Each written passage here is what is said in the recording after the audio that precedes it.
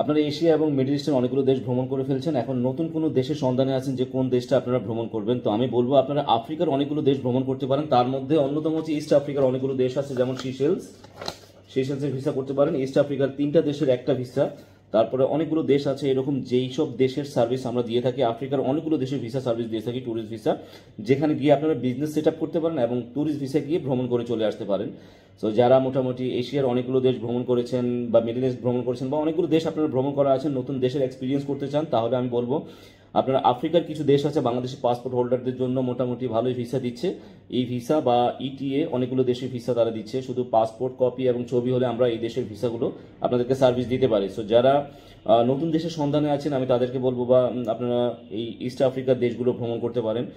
খুবই সুন্দর সুন্দর অনেকগুলো দেশ আছে ইস্ট আফ্রিকার, অনেক বড় বড় দেশ আছে বা অনেক সুন্দর দেশ আছে। তার মধ্যে অন্যতম হচ্ছে সিশেলস, তারপরে হচ্ছে যে ইস্ট আফ্রিকার অনেকগুলো দেশ আছে, কেনিয়া, রাওয়ান্ডা, উগান্ডা, তারপর হচ্ছে মাদাগাস্কার, জাম্বিয়া, জিম্বাবুয়ে, এইসব দেশের ভিসা সার্ভিস আমরা দিয়ে থাকি।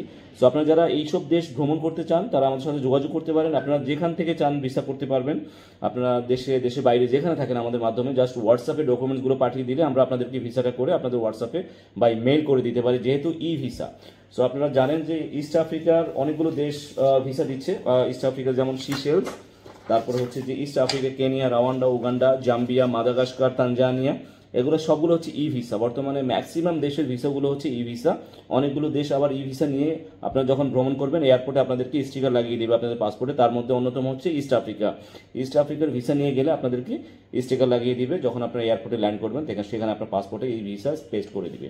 সো যাই হোক, কোনো ডকুমেন্ট ছাড়াই, মানে কোনো প্রকার হ্যাসেল ছাড়াই, কোনো ব্যাঙ্ক স্টেটমেন্ট লাগবে না, কোম্পানি প্রুফ লাগবে না বা ট্রেড লাইসেন্স লাগবে না, ব্যাঙ্ক স্টেটমেন্ট লাগবে না, শুধু পাসপোর্ট কপি ছবি হলেই এইসব দেশের ভিসাগুলো দিয়ে আপনারা ভ্রমণ করে আসতে পারেন। ভালো থাকবেন সবাই, আল্লাহ হাফেজ, আসসালামু আলাইকুম।